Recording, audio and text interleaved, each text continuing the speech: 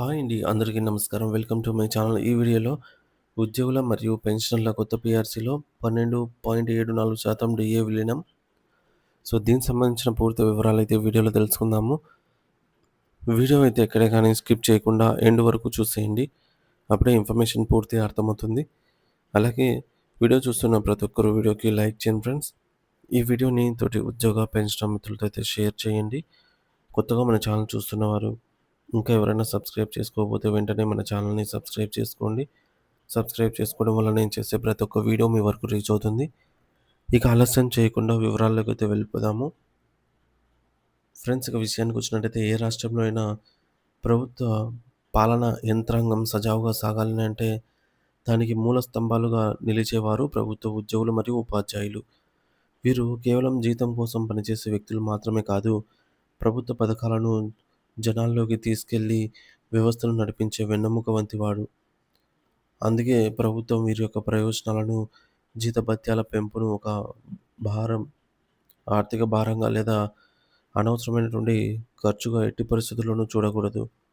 ఎందుకంటే ఉద్యోగి ఆరోగ్యంగా, నిశితంగా ఉన్నప్పుడే అతను తన విధులను పూర్తి అంకిత భావంతో అయితే నిర్వహించగలుగుతాడు.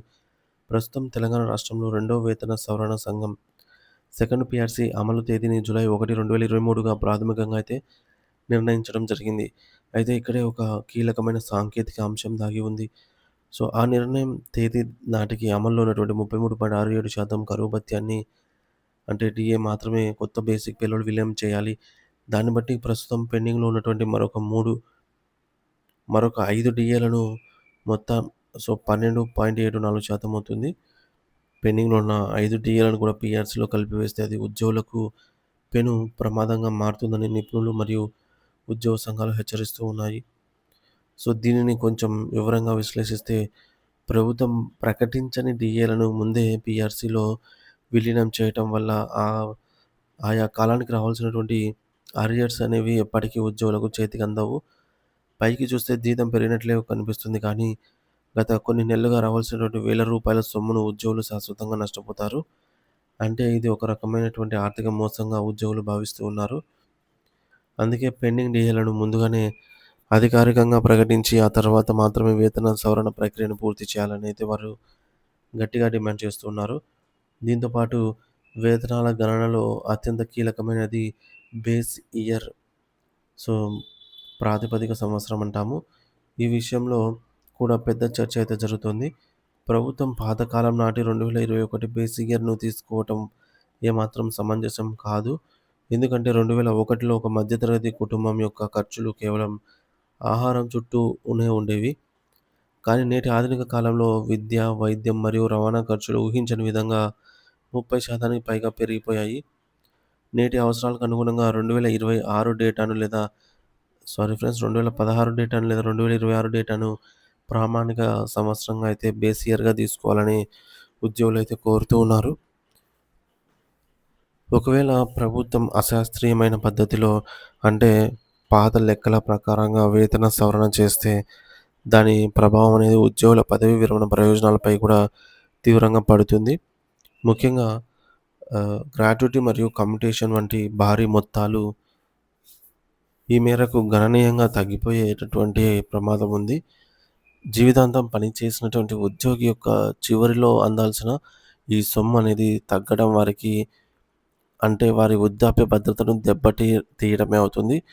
ప్రస్తుతం పీఆర్సీ చైర్మన్ మరియు ప్రభుత్వ ప్రధాన కార్యదర్శి సీఎస్ మధ్య జరుగుతున్న ఈ యొక్క చర్చలు తుది దశకైతే చేరుకున్నాయి. ఈ యొక్క నివేదిక సమర్పణ ప్రక్రియలో ఉద్యోగుల కొనుగోలు శక్తి, పర్చేస్ పవర్‌ను దృష్టిలో ఉంచుకోవాలి. మార్కెట్‌లో పెరిగిన ధరల దృష్ట్యా ఒక ఉద్యోగి తన కుటుంబాన్ని గౌరవప్రదంగా పోషించుకోవాలి అనంటే వారికి మెరుగైన ఫిట్‌మెంట్ ప్రకటించడం ప్రభుత్వం యొక్క కనీస బాధ్యత. అయితే తెలంగాణ రాష్ట్రంలో సుమారుగా లక్షలాది మంది ఉద్యోగులు మరియు పెన్షనర్లు ఇప్పుడు ఈ యొక్క పీఆర్సీ నివేదిక కోసం 1000 కళ్ళతో అయితే ఎదురు చూస్తూ ఉన్నారు.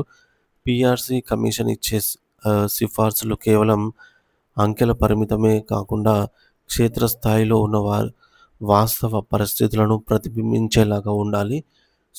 జూలై 1, 2023 నుండి రావాల్సినటువంటి బకాయిలు మరియు కొత్త జీతాలు సకాలంలో అందితేనే ఉద్యోగుల్లో కొత్త ఉత్సాహం అనేది వస్తుంది. సో, ప్రభుత్వం ఈ యొక్క 5 పెండింగ్ డీఏలను విలీనం చేయకుండా బేస్ ఇయర్‌ను మార్చి ఒక గౌరవప్రదమైనటువంటి వేతన పెంపును ప్రకటిస్తుందని అందరూ ఆశిస్తూ ఉన్నారు.